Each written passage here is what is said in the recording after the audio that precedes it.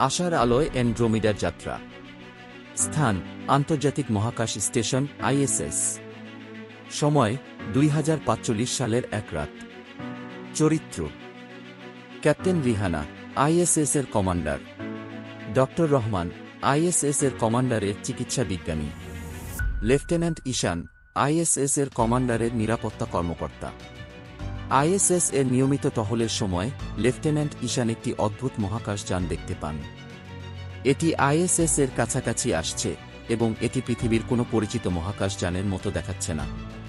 Captain রিহানাকে খবর দেওয়া হয় এবং তিনি ডক্টর রহমান সহ একটি দলকে তদন্ত করার জন্য পাঠান। ডক্টর রহমান মহাকাশযানটি স্ক্যান করেন এবং ভেতরে একটি অদ্ভুত সত্তার সন্ধান পান। সত্তাটি জীবিত বলে মনে হচ্ছে, কিন্তু এটি আইএসএস এর সাথে যোগাযোগ করতে পারছে না। ক্যাপ্টেন রিহানা সিদ্ধান্ত নেন মহাকাশযানটি আইএসএস এর সাথে যুক্ত করবেন। যুক্ত করার সময় মহাকাশযানটির দরজা খুলে যায় এবং সত্তাটি বেরিয়ে আসে। সত্তাটি মানুষের মতো দেখায়, কিন্তু এর ত্বক নীল এবং এর চোখ লাল। সত্তাটি কথা বলতে শুরু করে এবং বলে যে এটি অ্যান্ড্রোমেডা গ্রহ থেকে এসেছে। ক্যাপ্টেন রিহানা অ্যান্ড্রোমেডা সম্পর্কে জানতে আগ্রহী হন এবং সত্তাটি আইএসএস এ থাকার অনুমতি দেন। ডক্টর রহমান অ্যান্ড্রোমেডার উপর গবেষণা শুরু করেন এবং আবিষ্কার করেন যে এটি একটি অত্যন্ত উন্নত সভ্যতা। অ্যান্ড্রোমেডা আইএসএস এর কাছাকাছি আসার কারণ রহস্যের ঘোর কাটতে থাকে। ইতিমধ্যে আইএসএস এর ক্রু অ্যান্ড্রোমেডার সাথে বন্ধুত্বপূর্ণ সম্পর্ক গড়ে তোলে। কিন্তু হঠাৎ আইএসএস এর উপর একটি আক্রমণ হয়। আক্রমণকারীরা অ্যান্ড্রোমেডাকে লক্ষ্য করে। ক্যাপ্টেন রিহানা এবং তার দল অ্যান্ড্রোমেডাকে রক্ষা করার জন্য লড়াই করে। একটি দীর্ঘ যুদ্ধের পর আইএসএস এর ক্রু আক্রমণকারীদের পরাজিত করে। অ্যান্ড্রোমেডা কৃতজ্ঞ এবং আইএসএস এর ক্রুকে তাদের গ্রহে নিয়ে যাওয়ার প্রস্তাব দেয়। ক্যাপ্টেন রিহানা এবং তার দল অ্যান্ড্রোমেডার সাথে নতুন জগতে যাত্রা করার জন্য সম্মত হয়। আইএসএস এর ক্রু অ্যান্ড্রোমেডার সাথে নতুন জগতে যাত্রা করার জন্য সম্মত হয়। তারা একটি উন্নত মহাকাশযানে অ্যান্ড্রোমেডার সাথে যাত্রা করে। যাত্রার সময় তারা বিভিন্ন আশ্চর্যজনক জিনিস দেখতে পায়। তারা অ্যান্ড্রোমেডার গ্রহের কাছে পৌঁছালে তারা একটি সুন্দর এবং সমৃদ্ধ গ্রহ দেখতে পায়। অ্যান্ড্রোমেডার বাসিন্দারা তাদের স্বাগত জানায় এবং তাদেরকে তাদের গ্রহে ঘুরিয়ে দেখায়।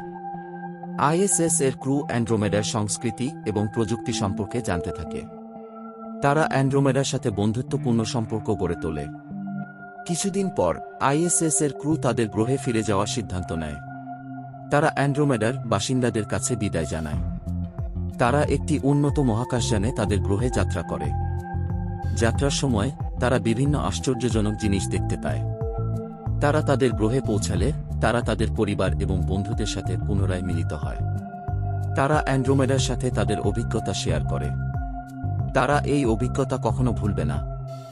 এই ঘটনা আইএসএস এর ক্রু এবং অ্যান্ড্রোমেডার বাসিন্দাদের জীবনে একটি বড় পরিবর্তন আনে।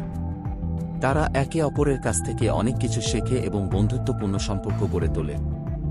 এই ঘটনা মহাকাশে শান্তি এবং বোঝাপড়ার একটি নতুন যুগের সূচনা করে।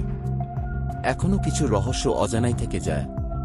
অ্যান্ড্রোমেডা কেন আইএসএস এর কাছে এসেছিল? অ্যান্ড্রোমেডার আক্রমণকারীরা কে ছিল? অ্যান্ড্রোমেডার সাথে আইএসএস এর ক্রুর ভবিষ্যৎ কি? আইএসএস এর ক্রু এবং অ্যান্ড্রোমেডার বাসিন্দারা একে অপরের কাছ থেকে আরও অনেক কিছু শিখে। তারা নতুন প্রযুক্তি তৈরি করতে এবং মহাকাশে নতুন আবিষ্কার করতে সহযোগিতা করে। তারা একটি নতুন যুগের সূচনা করবে যার মধ্যে শান্তি, বোঝাপড়া এবং সহযোগিতা থাকবে। কিন্তু এই নতুন যুগের জন্য তাদেরকে অনেক চ্যালেঞ্জের মোকাবেলা করতে হবে। অ্যান্ড্রোমেডার এবং আইএসএস এর ক্রুকে একে অপরের সংস্কৃতি এবং রীতিনীতির প্রতি শ্রদ্ধাশীল হতে হবে। তাদেরকে একটি সাধারণ ভাষা এবং একটি সাধারণ লক্ষ্য খুঁজে বের করতে হবে। যদি তারা এই চ্যালেঞ্জগুলি কাটিয়ে উঠতে পারে, তাহলে তারা মহাকাশে একটি নতুন স্বর্ণযুগে তৈরি করতে পারবে। আইএসএস এর ক্রু এবং অ্যান্ড্রোমেডার বাসিন্দারা একটি রহস্যময় বার্তা আবিষ্কার করে। বার্তাটি অ্যান্ড্রোমেডার ভাষায় লেখা হয়েছে, যা আইএসএস এর ক্রু বুঝতে পারে না। তারা অ্যান্ড্রোমেডার বাসিন্দাদের কাছে বার্তাটির অনুবাদ করার জন্য অনুরোধ করে। অ্যান্ড্রোমেডার বাসিন্দারা বার্তাটি অনুবাদ করে এবং আইএসএস এর ক্রুকে বলে যে এটি একটি সতর্কতা। বার্তাটিতে বলা হয়েছে যে একটি শক্তিশালী শত্রু মহাকাশে আসছে এবং এটি সকল সভ্যতার জন্য হুমকি। আইএসএস এর ক্রু এবং অ্যান্ড্রোমেডার বাসিন্দাদের এই হুমকি মোকাবেলা করার জন্য একসাথে কাজ করতে হবে। তাদের একটি নতুন অস্ত্র তৈরি করতে হবে যা এই শত্রুকে পরাস্ত করতে পারবে। তারা তাদের গ্রহ এবং তাদের স্বাধীনতা রক্ষা করার জন্য লড়াই করতে হবে। তাদের হুমকি দেওয়া শক্তিশালী শত্রুরা কারা? তারা মহাকাশে কেন আসছে? আইএসএস এর ক্রু এবং অ্যান্ড্রোমেডার বাসিন্দারা কি এই শত্রুকে পরাস্ত করতে পারবে? আইএসএস এর ক্রু এবং অ্যান্ড্রোমেডার বাসিন্দারা দ্রুত কাজ শুরু করে। তাদের লক্ষ্য হল দ্রুততম সময়ের মধ্যে একটি নতুন মহাকাশযান তৈরি করা যা এই শত্রুকে পরাস্ত করতে পারবে। তারা তাদের সর্বোত্তম প্রকৌশলী এবং বিজ্ঞানীদের একটি দলকে একসাথে নিয়ে আসে। তারা দিনরাত কাজ করে নতুন মহাকাশযানটির নকশা তৈরি করে। কয়েক মাস পরে নতুন মহাকাশযানটি সম্পূর্ণ হয়। এটি আশা নাম দেওয়া হয়। আশা একটি অত্যন্ত উন্নত মহাকাশযান।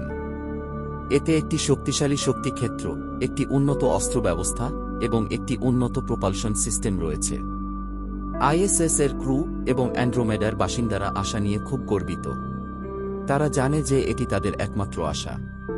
তারা আশাকে শত্রুর দিকে পাঠায়। শত্রু আশাকে দেখে হতবাক হয়। তারা কখনো এত উন্নত মহাকাশযান দেখেনি। শত্রু আশার সাথে লড়াই শুরু করে। আশা শত্রুর আক্রমণ প্রতিহত করে। আশা শত্রুর উপর আক্রমণ শুরু করে। একটি দীর্ঘ এবং তীব্র যুদ্ধের পর আশা শত্রুকে পরাস্ত করে। আইএসএস এর ক্রু এবং অ্যান্ড্রোমেডার বাসিন্দারা আনন্দে উল্লাস করে। তারা জানে যে তারা তাদের গ্রহ এবং তাদের স্বাধীনতা রক্ষা করেছে। আশা মহাকাশে শান্তি এবং বোঝাপড়ার জন্য একটি নতুন যুগের সূচনা করে। এখন আইএসএস এর ক্রু এবং অ্যান্ড্রোমেডার বাসিন্দারা মহাকাশ অন্বেষণ করতে পারে। তারা নতুন গ্রহ আবিষ্কার করতে পারে এবং নতুন প্রজাতির সাথে দেখা করতে পারে। তারা মহাকাশে মানবতার ভবিষ্যৎ গল্পের সমাপ্তি এখানেই।